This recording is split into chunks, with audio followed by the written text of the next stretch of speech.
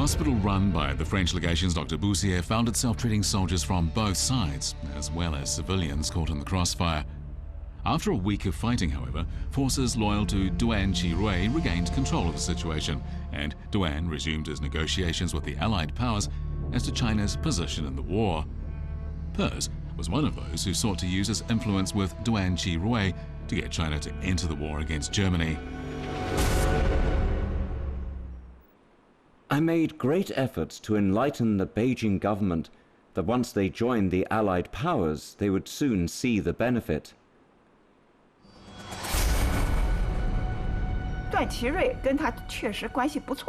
Ça va être de persuader les autorités chinoises de s'engager dans la guerre contre l'Allemagne. 阮提瑞啊，决定啊，参加这个第一次世界大战。 In August 1917, China declared war on Germany just a few days after the United States. China hoped that by joining the Allies, she'd be able to recover the territory that had been previously held by the Germans in Shandong. We concluded a time of hard work. An hour ago, China severed its diplomatic relationship with Germany. This footage shows Chinese laborers in France. The First World War saw casualties running into millions on both eastern and western fronts. Shortage of manpower became a key concern. After China entered the war, an army of over 300,000 laborers went to northern France, where they worked behind the Allied lines, digging trenches and burying the dead. With Jiang Xuan's coup attempt over and China entered into the war, the young diplomat felt satisfied with his success. He asked the legation for leave of a short absence.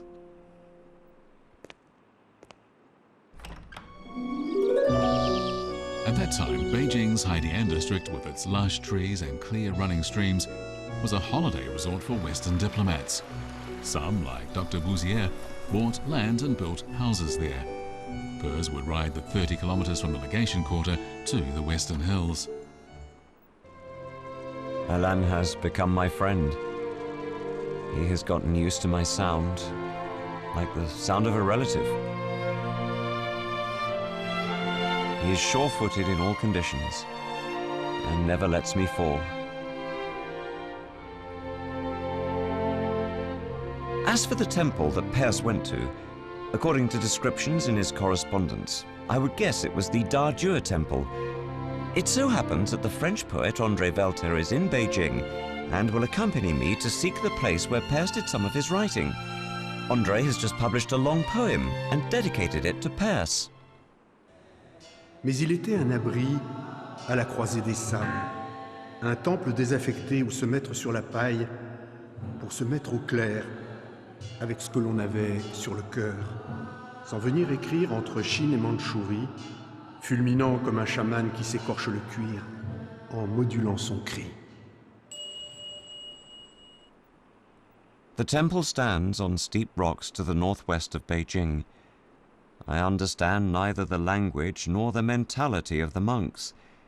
They charged me the lowest price, and then in ceremonious fashion invited me to live in the cleanest and coolest place in the temple, away from the summer heat and fatigue.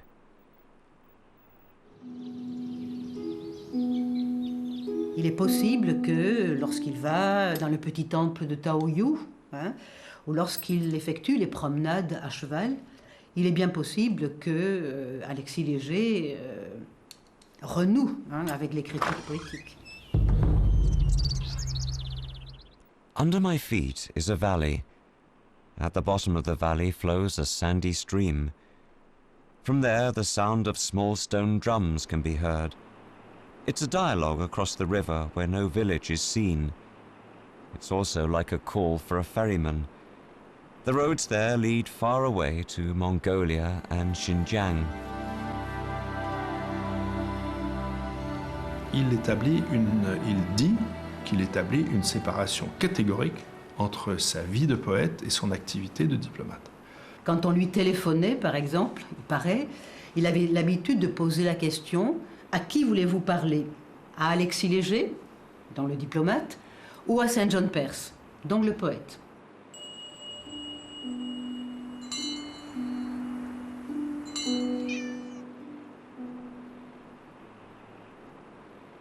I don't know literature at all. I sensed an enormous serenity here. The night was so quiet. Away from the boisterous life of China's cities, I can almost hear the gradual elapse of time. Sometimes I want to give up my resolution and take up my pen again.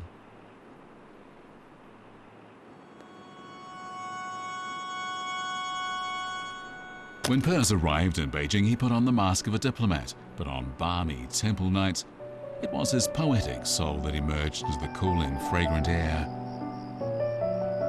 Palme, alors on te baignait dans l'eau de feuilles vertes, et l'eau encore était du soleil vert. Et les servantes de ta mère, grande fille luisante, remuaient leurs jambes chaudes près de toi qui tremblait. Palme, et la douceur d'une vieillesse des racines, la terre.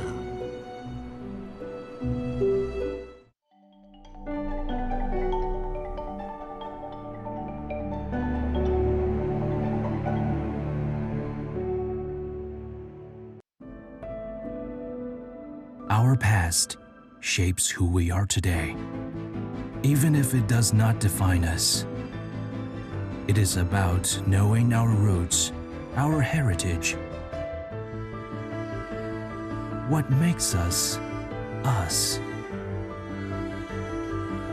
And only by looking back can we understand where our future may lie.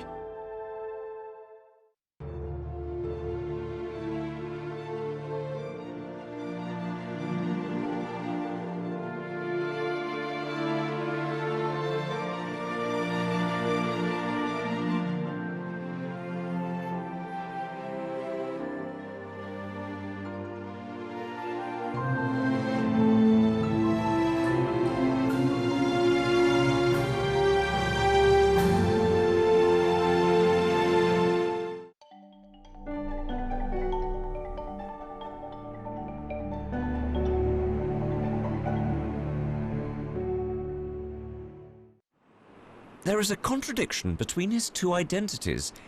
In the legation, Alex Léger had to wear a suit and tie, along with a serious demeanor. Once he was in the Western Hills, Saint-Jean-Pers could pull off the mask and become a poet again. Dans ce temple taoïste, il se met à l'écart, il se met en retrait, et donc il entre à la fois dans un autre espace physique, mais un autre espace mental aussi.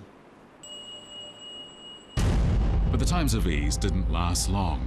France suffered an economic crisis, and the depreciation of the franc brought him back to cruel reality. The exchange rate of French francs to Chinese silver dollars fell by half, but to live in Beijing, he needed silver dollars. A letter written by the French ambassador to the French Foreign Ministry shows how his salary had been cut. An annual sum of over 14,000 francs could no longer support a decent life outside France. Pers was the only son in his family. His father had died. So, in addition to his own expenses, he had to support his mother in Paris. Dear mother, I have heard that the living expenses in Paris are getting higher. Please tell me in your reply how much is left in your slim purse. Et il y a 4 femmes qui restent sans soutien, si vous voulez. Sa mère, donc, et 3 sœurs. Et c'est lui, quand même, qui, avec son salaire, va probablement en Chine les aider.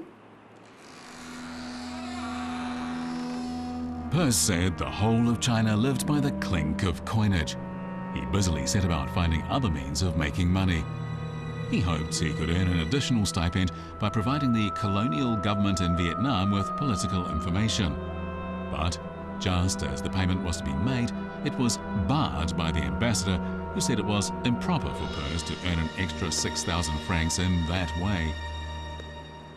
Il s'est passé que oui, il voulait absolument rester en Chine. Pourquoi? D'abord certainement parce qu'il s'y sentait bien, j'imagine. With the extra income denied, he sought promotion within the legation, but this too was rejected by the ambassador. He then turned his hopes to the Chinese government. Now I can only lay hope in the establishment of a new organization by the Chinese government, which would need foreign advisors, like a counselor for the president. 这可以得到很大很大的好处。 While Pers was wrestling with his finances, the First World War ended in an Allied victory over the Central Powers. As one of the victorious Allies, China needed someone to champion its cause at the forthcoming Paris Peace Conference. Cooperation between China and France held bright prospects. The Chinese side would be in need of French advisors. Lu Zhangxiang, the foreign minister of the Republic of China who was due to attend the Paris Peace Conference, had been in close contact with Pers. Pers expressed to Lu his wish to become a presidential advisor.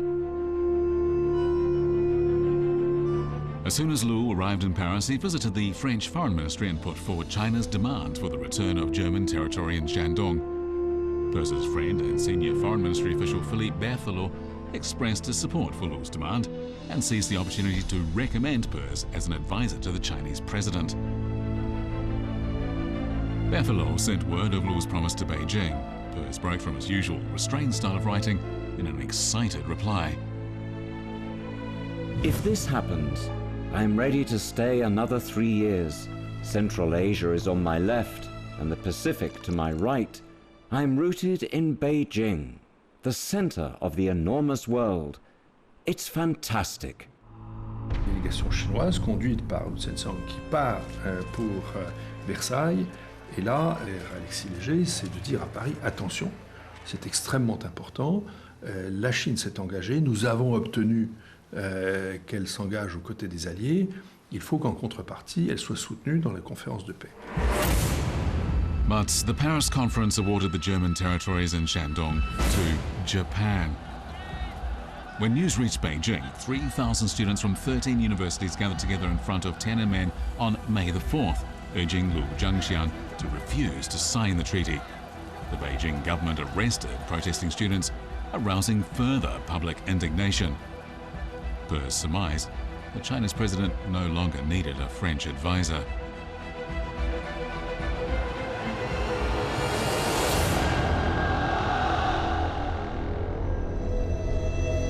When the signing ceremony for the Paris Peace Treaty was held at Versailles on 28th of June 1919, the Chinese delegation refused to attend. Constate que, effectivement, dans cette énorme conférence internationale, au bout de 5 ans de guerre, avec des enjeux européens énormes, évidemment, la Chine n'est pas un sujet dominant. The despondent Lu Zhangxiang returned to Beijing and resigned from his post of foreign minister. He was in no mood to recommend a counselor to the president. It seemed that Pers's diplomatic career in China had run its course.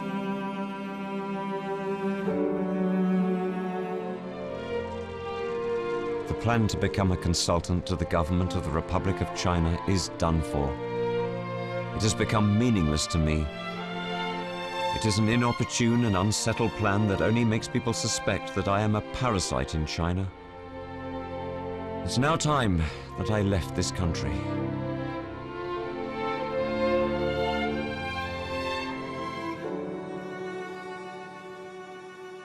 但归根结底，他的心里也不是十分愿意离开的，因为离开了以后，他在外交部的前途未卜，他下不了决心。 The downcast diplomat sought solace in the salon of his old friend, Dr. Boussière. Je crois que c'était mercredi, il y avait une fois par semaine un dîner chez Dr. Bussière qui rassemblait et qui, autour de lui, évoquait leurs activités, leurs découvertes, leurs voyages, leurs projets, leurs travaux littéraires, leurs traductions, leurs études, leurs recherches. Et ce creuset, ce laboratoire, si vous voulez, pour moi, a été déterminant dans l'œuvre de Pers. Alors, le moine délivrance noire, lui, se détournant aux activités d'une chasse assoiffée du siècle, inapte à réciter les formules de la contemplation des dieux, viola d'une âme sauvage ses serments de supérieur et de frère. The poem was recited by Gustave Charles Dusson, a judge at the French consulate in Shanghai. He'd conducted deep studies of Tibetan Buddhism. His recitation was the story of the reincarnation of Padmasambhava, the founder of Tibetan Buddhism. For Peirce, it was a powerful experience. It sparked in him a new desire for life. As a diplomat, he had no future, but as a poet, he felt his passion ignited. Verse that spoke of the journeys of the soul, something that transcended material goals. At that night, Dusson, Boussier and Peirce agreed to travel to the Mongolian grasslands together.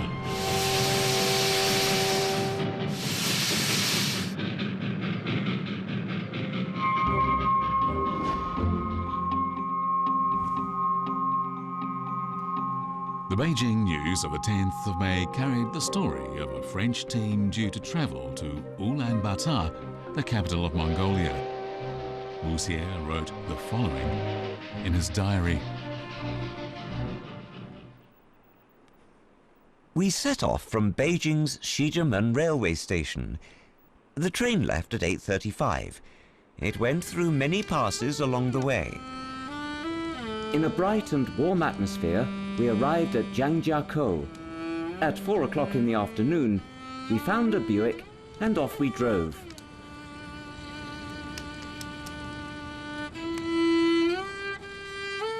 For Peirce, their travels would be a journey of the soul. Anabasis was written by the Greek warrior poet Xenophon at the beginning of the 4th century BCE. It tells the story of the long march home made by a Greek mercenary army after its leaders were killed in Persia. Its theme matched Peirce's state of mind. On May the 11th, 1920, we set off at 6 o'clock in the cool morning. The desert in spring is like the smile of an ugly woman. We pass by a mound of stones on which streamers with passages of inscriptions hang on poles. The mound is set with the horns of animals. On the streamers are inscriptions in Mongolian and Tibetan.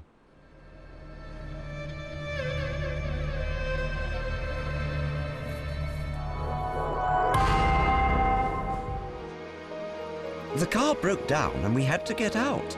We separated. My pockets were full of agate and pieces of stone.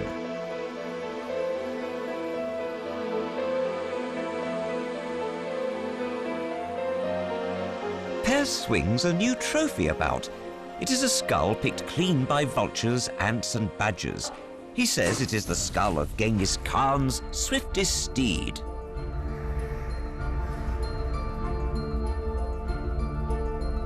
As we arrive at the lamasery, a morning ritual is being held. We hear the familiar sound of huge trumpets, drums and gongs. The hall is dark and tranquil. The few butter lamps within enhance its mysterious air.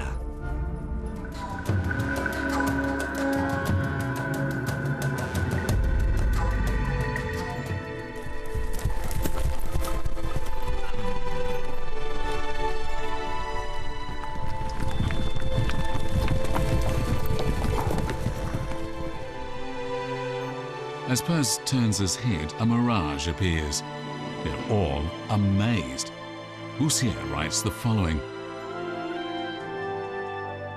25 years on, when I recall that mirage that took us all in, I still cannot help but exclaim with admiration. Within a minute, Peirce felt he'd returned to his childhood on the sea-girt Isle of Guadeloupe.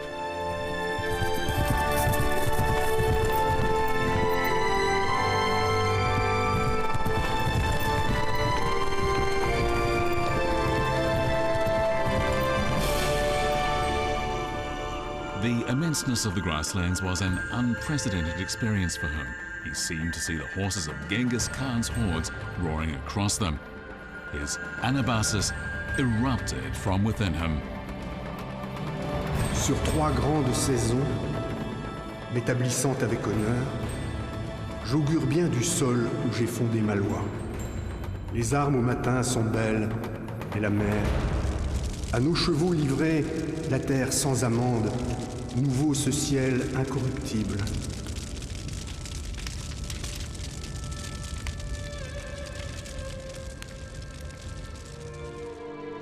The travel is wonderful. From any angle, the adventure is a perfect victory. And the human experience lets me go further on a spiritual level, as if reaching to touch the tip of that spiritual world.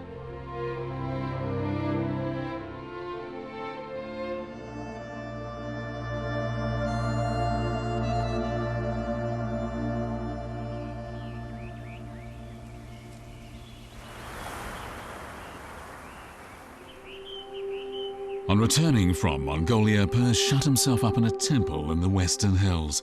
Inspiration and emotion flooded out of him. His writing was done in secret. Only Boussier was party to what he was doing. You should help me by keeping my whereabouts a secret for a few days longer. Only you have my address. If anything urgent happens, only you can reach me.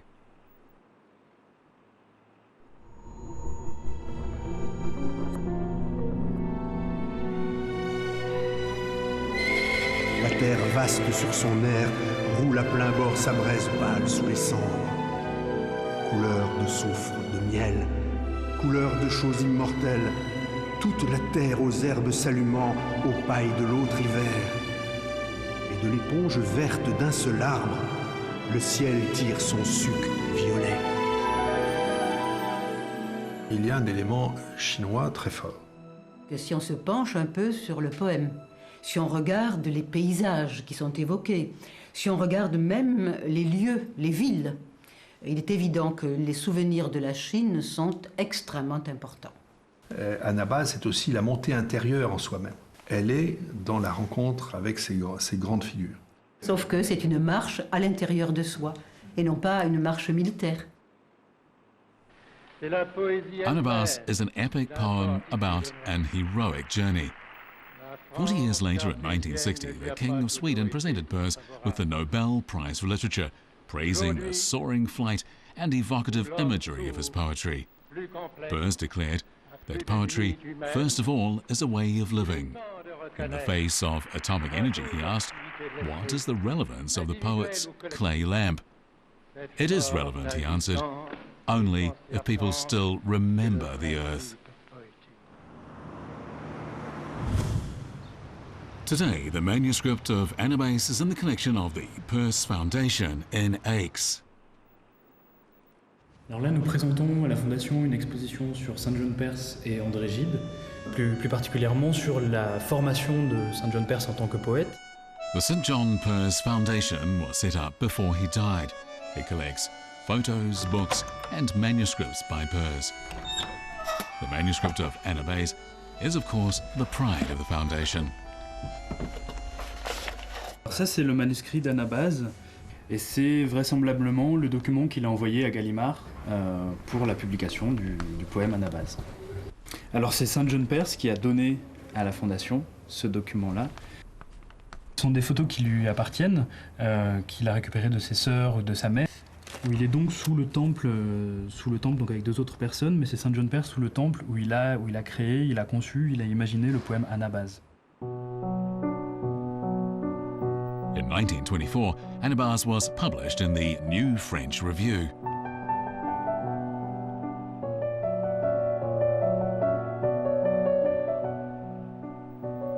When Angabe was published, Peirce was 36.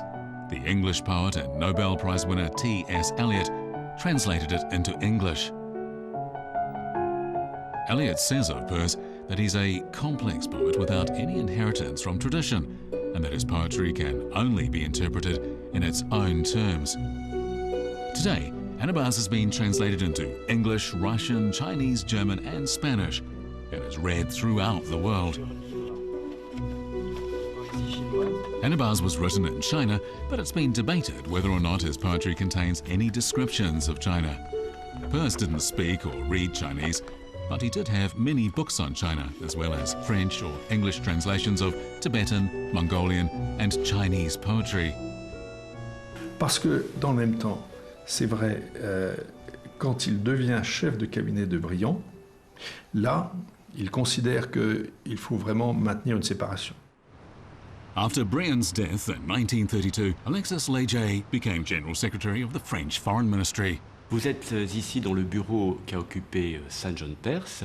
Il n'était pas connu ici sous le nom de Saint John Perse. C'était bien sûr Alexis Leger, le diplomate Alexis Leger. Il a occupé ce bureau de 1933 à 1940. C'est un bureau comme vous le voyez, mais il est certain que vous voyez la position de ce bureau, la vue sur la Seine qui est absolument magnifique. Perse was an outspoken opponent of the rise of Nazi Germany, and he opposed the policy of appeasement at the 1938 Munich conference. When in June 1940 France fell to Germany, Perse was immediately dismissed from office by the Vichy government.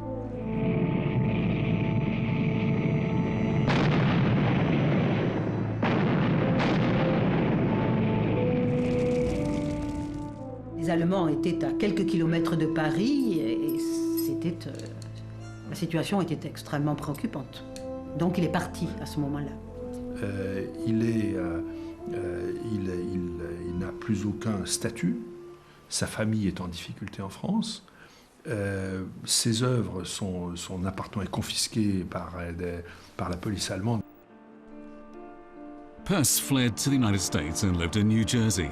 Thereafter, Alexis Leider was no more, and Saint John Perse, the poet, returned. He wrote Exile, Vent and Amer, which brought him far greater fame than any in his diplomatic career. Former French President François Mitterrand was a fan of his poetry. Je suis allé le voir, je suis allé au Vigneault, pour moi ça me fascinait, et je voulais lui parler de sa poésie, et lui il voulait parler que de politique. Alors moi, je lui posais des questions sur la poésie et lui, il m'interrogeait sur la politique française. This is Guion Peninsula on the French Riviera. In 1957, the 70-year-old Perse returned from the United States to live in a villa bought for him by his American friends. The table in the courtyard is left from that time. He often took these steps down to the beach. In this movie footage, he's accompanied by his American wife, Dorothy Russell, whom he married in 1958.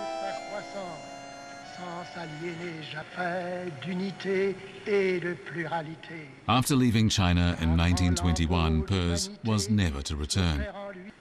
He even tried to hide its traces in his poems. Puisque tous les gens qui l'ont entendu après son retour de Chine, dans les années 20, mais jusqu'à sa mort, ont acquis la conviction que ces 5 années en Chine ont été pour lui fondamentales. Fondamentales. To find Taoyuan Monastery where Perse wrote his poetry, Beijing humanities scholar Zhang Wenda has scoured the Western Hills. Perse's descriptions of it say that it takes 1 day's ride on horseback to get to the small Taoist monastery, which sits raised on a terrace. Finally, Zhang located its ruins on Guanjialing Peak, west of Beijing.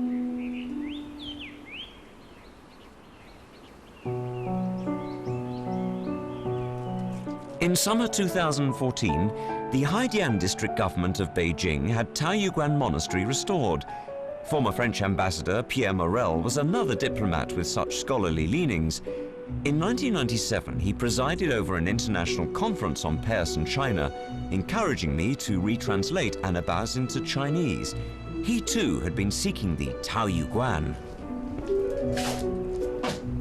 Bien.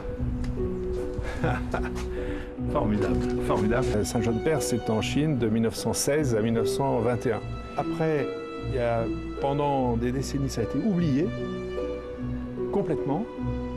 Et puis, on peut retrouver cela.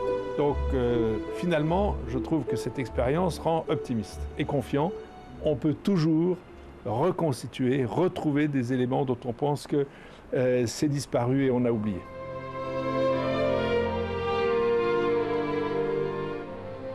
Today, in the birthplace of Anabaz, it has found many more appreciators.